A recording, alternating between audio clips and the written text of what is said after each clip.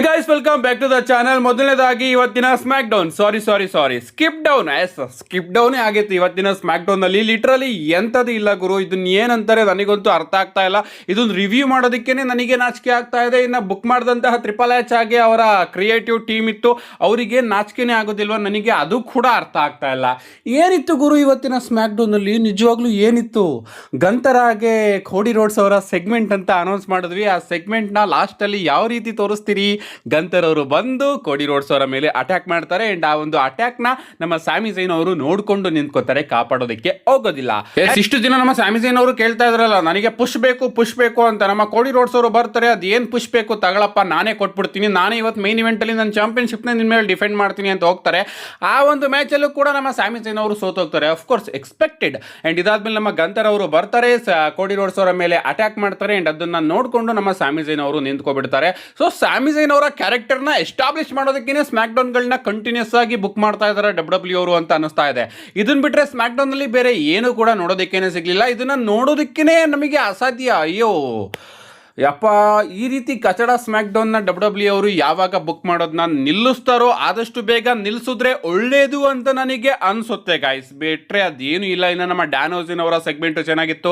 ನಮ್ಮ ಡ್ಯಾನೋಸಿನ್ ಅವರು ವಿಚಿತ್ರವಾಗಿ ತನ್ನ ಲ್ಯಾಬ್ ಅಲ್ಲಿ ಎಕ್ಸ್ಪೆರಿಮೆಂಟ್ ಮಾಡ್ತಾ ಇರ್ತಾರೆ ಅಂಡ್ ಅದರಿಂದ ಶೋ ಅಲ್ಲಿ ಲೈಟ್ ಆಫ್ ಆಗೋದು ಲೈಟ್ ಆನ್ ಆಗೋದು ಆಗ್ತಾ ಇರುತ್ತೆ. ಅಂಡ್ ಅದನ್ನ ಬಂದು ನಮ್ಮ ನಿಕ್ಕಾಲ್ಡಿಸ್ ಅವರು ಕೇಳ್ತಾ ಇರ್ತಾರೆ, ನೀನ್ ಏನು ಮಾಡ್ತಾ ಇದೆಯಾ ಗುರು ಹಾಗೆ ಹೀಗೆ ಅಂತ. ಆ ಒಂದು ಸೆಗ್ಮೆಂಟ್ ಚೆನ್ನಾಗಿರೋದು ಬಿಟ್ರೆ ಇನ್ನೇನು ಕೂಡ ಸ್ಮ್ಯಾಕ್ ಡೌನ್ ನಲ್ಲಿ ನೋಡೋ ಅಂತದ್ದೇ ಇರಲಿಲ್ಲ ಗಾಯ್ಸ್. ನಿಜವಾಗ್ಲೂ ನೀವ್ಯಾರು ನೋಡಿಲ್ವೋ ನೀವೇ ಪುಣ್ಯವಂತರು. ನಿಜವಾಗ್ಲೂ ನಿಮಗಿಂತ ದೊಡ್ಡ ಪುಣ್ಯವಂತರು ಯಾರು ಕೂಡ ಇಲ್ಲ. ನಿದ್ದೆನೆಲ್ಲ ಕಳ್ಕೊಂಡು ಎದ್ದು ನೋಡ್ತೀವಲ್ಲ, ನಮ್ಗಿಂತ ದೊಡ್ಡ ದುರಾದೃಷ್ಟವಂತರು ಬೇರೆ ಯಾರು ಇಲ್ಲ ಅಂತಾನೆ ಹೇಳ್ಬೇಕು. ಸ್ಮ್ಯಾಕ್ ಡೌನ್ ನ ಒದ್ದು ನಾವು ಸೈಡಿಗಿಟ್ಟು ನಮ್ಮ ಎಲ್ ಗ್ರಾಂಡೆ ಅಮೆರಿಕಾನೋ ಅವರ ಬಗ್ಗೆ ಮಾತಾಡೋದಾದ್ರೆ, ರೀಸೆಂಟ್ ಆಗಿ ನಾನು ನಿಮ್ಗೆ ತಿಳಿಸಿದ್ದೆ, ಎಲ್ ಗ್ರಾಂಡೆ ಅಮೆರಿಕಾನೋ ಅವ್ರನ್ನ ಪೊಲೀಸ್ಗಳು ಅರೆಸ್ಟ್ ಮಾಡಿದ್ರು. ಅದಾದ್ಮೇಲೆ ಫೈನ್ ನ ಹಾಕಿಸ್ಕೊಂಡು ಅವರನ್ನ ರಿಲೀಸ್ ಮಾಡಿದ್ರು. ಅಂಡ್ ಇದರ ನಿಟ್ಟಿನಲ್ಲೇ ಮೆಕ್ಸಿಕೋದಲ್ಲಿ ನಮ್ಮ ಎಲ್ ಗ್ರಾಂಡೆ ಅಮೆರಿಕಾನೋ ಅವರ ಒಂದು ಶೋ ನಮಗೆ ನೋಡೋದಕ್ಕೆ ಸಿಗ್ಬೇಕಾಗಿತ್ತು.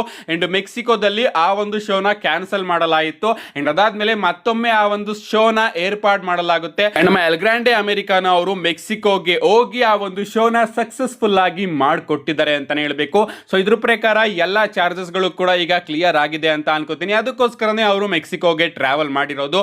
ಈಗ ಮಾಸ್ಕ್ ವರ್ಸಸ್ ಮಾಸ್ಕ್ ಮ್ಯಾಚ್ ಗೆ ಯಾವುದೇ ರೀತಿಯ ತೊಂದರೆ ಆಗೋದಿಲ್ಲ ಅನ್ನೋದು ಕನ್ಫರ್ಮ್ ಆಗಿದೆ. ನೆಕ್ಸ್ಟ್ ಅಪ್ಡೇಟ್ ಕಡೆ ಬರೋದಾದ್ರೆ ಇದ್ದಿರ್ತಕ್ಕಂಥದ್ದು ನಮ್ಮ ಜೇವುಸೋ ಬಗ್ಗೆ. ನಮ್ಮ ಜೇವುಸೋಗೆ ಏನಾದ್ರೂ ಇಂಪಾರ್ಟೆಂಟ್ ಕೆಲಸ ಮಾಡಬೇಕಾದ್ರೇನೆ ಅವ್ರ ತಲೆಯಲ್ಲಿ ಏನೋ ಒಂದು ವಿಚಾರ ಓಡ್ಬಿಡುತ್ತೆ. ಅಂಡ್ ಅದನ್ನ ಅವರು ಮಾಡಬೇಕು ಅಂತ ಹೋಗಿ ತನ್ನ ಇನ್ಸ್ಟಾಗ್ರಾಮ್ ಅಲ್ಲಿ ಏನೇನೋ ಬರ್ದಿ ಆಗ್ತಾ ಇರ್ತಾರೆ. ನೀವು ಇಲ್ಲಿ ನೋಡ್ತಾ ಇರಬಹುದು, ನಮ್ಮ ಜೇವುಸೋ ಅವರು ತನ್ನ ಇನ್ಸ್ಟಾಗ್ರಾಮ್ ಅಲ್ಲಿ ಒಂದು ಸ್ಟೋರಿನ ಅಪ್ಲೋಡ್ ಮಾಡಿದ್ದಾರೆ. I am the best world entertainment wrestler in the world ಅಂತ. ಸೊ ಅವ್ರಿಗೆ ಅವರೇ ಹೇಳ್ಕೊತಾ ಇದ್ದಾರೆ, ನಾನು ನಿಜವಾಗ್ಲೂ ಕೂಡ ಈ ಒಂದು ವರ್ಲ್ಡ್ ಅಲ್ಲೇ ಬೆಸ್ಟ್ ಎಂಟರ್ಟೈನ್ಮೆಂಟ್ ರೆಸ್ಲರ್ ಅಂತ. ಅಂಡ್ ಇದ್ರ ಬಗ್ಗೆ ನಿಮ್ಮ ಅನಿಸಿಕೆನ ಕಮೆಂಟ್ ಮಾಡಿಪ್ಪ. ನೆಕ್ಸ್ಟ್ ಅಪ್ಡೇಟ್ ಕಡೆ ಬರೋದಾದ್ರೆ ಇದಿರ್ತಕ್ಕಂಥದ್ದು ನಾಳೆ ಮತ್ತೆ ಇವತ್ತಿನ ಬಗ್ಗೆ. ಇವತ್ತು ನಮಗೆ ಸ್ಮ್ಯಾಕ್ ಡೌನ್ ನೋಡೋದಕ್ಕೆ ಸಿಕ್ತು, ನಾಳೆ ನಮಗೆ ಸ್ಯಾಟರ್ಡೆ ನೈಟ್ ಮೇನ್ ಇವೆಂಟ್ ನೋಡೋದಕ್ಕೆ ಸಿಗುತ್ತೆ. ನಿಜವಾಗ್ಲೂ ಈ ಎರಡು ಶೋಗಳನ್ನ ಡಬ್ಲ್ಯೂ ಅವರು ಸಿಕ್ಕಾಪಟ್ಟೆ ಬೋರಿಂಗ್ ಆಗಿನೇ ಬುಕ್ ಮಾಡುತ್ತೆ ಅಂತ ಹೇಳ್ಬೇಕು. ಅಂಡ್ ಇವತ್ತಿನ ಸ್ಮ್ಯಾಕ್ ಡೌನ್ ಡಬ್ಲ್ಯೂ ಅವರು ಹೆಂಗೋ ಕ್ಲಾಶ್ ಇನ್ ಇಟಲಿಗೂ ಇದಕ್ಕೂ ಸಂಬಂಧ ಇಲ್ಲ, ನಾಳೆ ಸ್ಯಾಟರ್ಡೆ ನೈಟ್ ಮೇನ್ ಇವೆಂಟ್ ನ ಮಾಡಿಸ್ತಾ ಇದೀವಿ, ಅದಕ್ಕೂ ಹಾಗೆ ಇದಕ್ಕೂ ಸಂಬಂಧ ಇಲ್ಲ. ಸೊ ಹಂಗೆ ಸುಮ್ಮನೆ ಏನ್ ಬೇಕು ಅದನ್ನ ಬುಕ್ ಮಾಡೋಣ ಅಂತ ತೆಗ್ದು ಬುಕ್ ಮಾಡಿದ್ದಾರೆ ಅಂತ ಹೇಳ್ಬೇಕು. ಅಂಡ್ 100% ಹೇಳ್ತೀನಿ, ನಾಳಿನ ಸ್ಯಾಟರ್ಡೆ ನೈಟ್ ಮೇನ್ ಇವೆಂಟ್ ಕೂಡ ಇಷ್ಟೇ ಬೋರಿಂಗ್ ಆಗಿರುತ್ತೆ. ನಮ್ಮ ಟ್ರಿಪಲ್ ಎಚ್ ಅವರು ಏನ್ ಮಾಡ್ತಾ ಇದಾರೋ ಗೊತ್ತಿಲ್ಲ, ಅಥವಾ ಟ್ರಿಪಲ್ ಎಚ್ ಅವರಿಗೆ ಇದಕ್ಕೆ ಸಂಬಂಧನೇ ಇಲ್ವೋ ಗೊತ್ತಿಲ್ಲ. ಮಂಡೇ ನೈಟ್ ರೋನ ಮಾತ್ರ ನಮ್ಮ ಟ್ರಿಪಲ್ ಎಚ್ ಅವರು ಬುಕ್ ಮಾಡ್ತಾ ಇದ್ದಾರೋ ಅದು ಕೂಡ ಗೊತ್ತಿಲ್ಲ. ಒಟ್ಟಿನಲ್ಲಿ ಗೈಸ್, ಯಾವ್ದಾದ್ರು ಶೋ ಈ ರೀತಿ ಬಂದು ಸ್ವಲ್ಪ ಗ್ಯಾಪ್ ಇದ್ರೆ ಸ್ಮ್ಯಾಕ್ ಡೌನ್ ಗತಿ ಅಂತೂ ಹಿಂಗೆ ಆಗುತ್ತೆ. ನಾನು ಕೇಳ್ಕೊಳ್ಳೋದೊಂದೇ, ಅದೇನ್ ಮುಂದಿನ ತಿಂಗಳಿಂದ 2 ಗಂಟೆ ಸ್ಮ್ಯಾಕ್ ಡೌನ್ ನ ತಗೊಂಡು ಬರ್ತಾ ಇದ್ದೀರೋ ಅಲ್ಲಾದ್ರೂ ಚೆನ್ನಾಗಿರೋ ಒಂದು ಸೆಗ್ಮೆಂಟ್ ನ ಕೊಡಿ ಅಂತ ನಾನು ಕೇಳ್ಕೊತೀನಿ ಅಷ್ಟೇ. ಕೋಡಿ ರೋಡ್ಸ್ ಅವ್ರನ್ನು ಕೂಡ ನೀವು ಇಟ್ಕೊಂಡು ಸ್ಮ್ಯಾಕ್ ಡೌನ್ ನ ಚೆನ್ನಾಗಿ ಬುಕ್ ಮಾಡಕ್ ಆಗ್ತಾ ಇಲ್ಲ ಅಂದ್ರೆ ಇನ್ನೇನ್ ಹೇಳೋಣ, ನನಗಂತೂ ಅರ್ಥ ಆಗ್ತಾ ಇಲ್ಲ. ನೆಕ್ಸ್ಟ್ ಫೈನಲ್ ಅಪ್ಡೇಟ್ ಕಡೆ ಬರೋದಾದ್ರೆ ಇದಿರ್ತಕ್ಕಂಥದ್ದು ಕ್ಲಾಶ್ ಇನ್ ಇಟಲಿ ಬಗ್ಗೆ. ಡಬ್ಲ್ಯೂ ಅವರು ಇವತ್ತಿನ ಸ್ಮ್ಯಾಕ್ ಡೌನ್ ನಲ್ಲಿ ಇನ್ನೂ ಒಂದು ಮ್ಯಾಚ್ ನ ಅಫಿಷಿಯಲ್ ಆಗಿ ಕ್ಲಾಶ್ ಇನ್ ಇಟಲಿಗೆ ಕನ್ಫರ್ಮ್ ಮಾಡಿದ್ರು ಅಂತ ಹೇಳ್ಬೇಕು. ನಮಗೆ ಡಬ್ಲ್ಯೂ ವಿಮೆನ್ಸ್ ಚಾಂಪಿಯನ್ಶಿಪ್ ಗೆ ಜೆಡ್ ಕಾರ್ಗಿಲ್ ಹಾಗೆ ರಿಯಾ ರಿಪ್ಲಿ ಅವರ ನಡುವೆ ಕೂಡ ಕ್ಲಾಶ್ ಇನ್ ಇಟಲಿಯಲ್ಲಿ ಒಂದು ಸಿಂಗಲ್ಸ್ ಮ್ಯಾಚ್ ನೋಡೋದಕ್ಕೆ ಸಿಗ್ತಾ ಇದೆ. ಅಂಡ್ ಈ ಒಂದು ಮ್ಯಾಚ್ ಗ್ರಾಫಿಕ್ ನ ನೀವು ನೋಡ್ತಾ ಇರಬಹುದು, ನಿಜವಾಗ್ಲೂ ಅದ್ಭುತವಾಗಿ ನಮಗೆ ನೋಡೋದಕ್ಕೆ ಸಿಗ್ತಾ ಇದೆ ಅಂತ ಹೇಳ್ಬೇಕು. ಅಷ್ಟೇ ಅಲ್ಲ, ನಮ್ಮ ಕೋಡಿ ರೋಡ್ಸ್ ಹಾಗೆ ಗಂತರ್ ಅವರ ಮ್ಯಾಚ್ ಕಾರ್ಡ್ ಗ್ರಾಫಿಕ್ ಕೂಡ ಡಬ್ಲ್ಯೂ ಅವರು ರಿಲೀಸ್ ಮಾಡ್ತಾರೆ. ಅಂಡ್ ನಿಜವಾಗ್ಲೂ ಗಾಯ್ಸ್, ಇದರಲ್ಲಿ ಕೋಡಿ ರೋಡ್ಸ್ ಅಂತ ಅನ್ನಿಸ್ತಾನೆ ಇಲ್ಲ. ನಿಮ್ಗೆ ಯಾರಾದ್ರೂ ಹೇಳಿ, ನಿಜವಾಗ್ಲೂ ಇದು ಕೋಡಿ ರೋಡ್ಸ್ ಅಂತ ಅನ್ನಿಸ್ತಾ ಇದ್ದಾರಾ? ನನಗಂತೂ ಅನ್ನಿಸ್ತಾ ಇಲ್ಲ. ಇಲ್ಲ ಗುರು.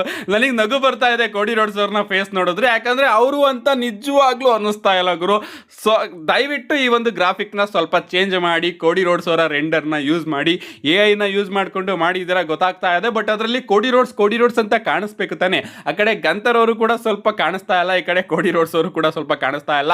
ಇನ್ 2 ಮ್ಯಾಚಿನ ಗ್ರಾಫಿಕ್ ಕೂಡ ಚೆನ್ನಾಗಿದೆ. ಇದೊಂದು ಸ್ವಲ್ಪ ನಮ್ಮ ಕೋಡಿ ರೋಡ್ಸ್ ಆಗಿ ಗಂತರ್ ಅವರ ಫೇಸ್ಗಳು ಮಿಸ್ ಮ್ಯಾಚ್ ಆಗಿದೆ. ಅಂಡ್ ಫೈನಲ್ ಆಗಿ ರೋಮನ್ ರೈನ್ಸ್ ಆಗಿ ಜೇಕೋ ಫಾಟೋ ಅವರ ಮ್ಯಾಚ್ ಕೂಡ ನೋಡೋದಕ್ಕೆ ಸಿಗ್ತಾ ಇದೆ. ಸದ್ಯಕ್ಕೆ 3 ಮ್ಯಾಚ್ ನ WWE ಅವರು ಅಫಿಷಿಯಲ್ ಆಗಿ ಅನೌನ್ಸ್ ಮಾಡಿದ್ದಾರೆ. ಅಂಡ್ ನೆಕ್ಸ್ಟ್ ಮಂಡೇ ನೈಟ್ ಅಲ್ಲಿ ಬ್ರಾಕ್ ಲೆಸ್ನರ್ ಆಗಿ ಒಬಾಫೆಮಿ ಅವರ ಮ್ಯಾಚ್ ನ ಕೂಡ ಅಫಿಷಿಯಲ್ ಆಗಿ ಅನೌನ್ಸ್ ಮಾಡ್ತಾರೆ. ಇದ್ರ ಪ್ರಕಾರ ಕ್ಲಾಶ್ ಇನ್ ಇಟಲಿಯಲ್ಲಿ ಆಗ್ತಾ ಇರತಕ್ಕಂತಹ 4 ಮ್ಯಾಚ್ ಕೂಡ ರೀಮ್ಯಾಚ್ ಆಗಿ ನಮಗೆ ನೋಡೋದಕ್ಕೆ ಸಿಗ್ತಾ ಇದೆ. ಈಗಾಗಲೇ ನಮ್ಮ ಕೋಡಿ ರೋಡ್ಸ್ ಆಗಿ ಗಂತರ್ ಅವರ ನಡುವೆ ಕೂಡ ಕ್ರೌನ್ ಜ್ಯುವೆಲ್ ಅಲ್ಲಿ ಒಂದು ಮ್ಯಾಚ್ ಆಗಿದೆ. ಈ ಕಡೆ ರಿಯಾ ರಿಪ್ಲಿ ಆಗಿ ಜೇಡ್ ಕಾರ್ಗಿಲ್ ಅವರ ನಡುವೆ ಕೂಡ ರಸಲ್ ಮಿನಿಯಾದಲ್ಲಿ ಮ್ಯಾಚ್ ಆಗಿದೆ. ರೋಮನ್ ರೈನ್ಸ್ ಆಗಿ ನಮ್ಮ ಜೇಕೋ ಫಾಟೋ ಅವರ ನಡುವೆ ಕೂಡ ಬ್ಯಾಕ್ ಲ್ಯಾಶ್ ಅಲ್ಲಿ ಮ್ಯಾಚ್ ಆಗಿದೆ. ಅಂಡ್ ಬ್ರಾಕ್ ಲೆಸ್ನರ್ ಆಗಿ ಒಬಾಫೆಮಿ ಅವರ ನಡುವೆ ಕೂಡ ರಸಲ್ ಮಿನಿಯಾದಲ್ಲಿ ಮ್ಯಾಚ್ ಆಗಿದೆ. ಸೊ 4 ಮ್ಯಾಚ್ ನ ಅಫಿಷಿಯಲ್ ಆಗಿ ಕನ್ಫರ್ಮ್ ಮಾಡಿದ್ರೆ ಈ 4 ಮ್ಯಾಚ್ ಕೂಡ ರಿಮ್ಯಾಚ್ ಆಗಿ ನಮಗೆ ನೋಡೋದಕ್ಕೆ ಸಿಗುತ್ತೆ. ನೋಡಬೇಕು ಇನ್ನ ಎಷ್ಟು ಮ್ಯಾಚ್ ನ WWE ಅವರು ಅಫಿಷಿಯಲ್ ಆಗಿ ಕ್ಲಾಶ್ ಇನ್ ಇಟಲಿಗೆ ಕನ್ಫರ್ಮ್ ಮಾಡ್ತಾರೆ ಅಂತ. ನಿಮ್ಗೆ ಅನ್ಸುತ್ತೆ ಇದ್ರ ಬಗ್ಗೆ ನಿಮ್ಮ ಅನಿಸಿಕೆನ ಕಮೆಂಟ್ ಮಾಡಿ ಅಂತ ಹೇಳ್ತಾ, see you guys in my next video.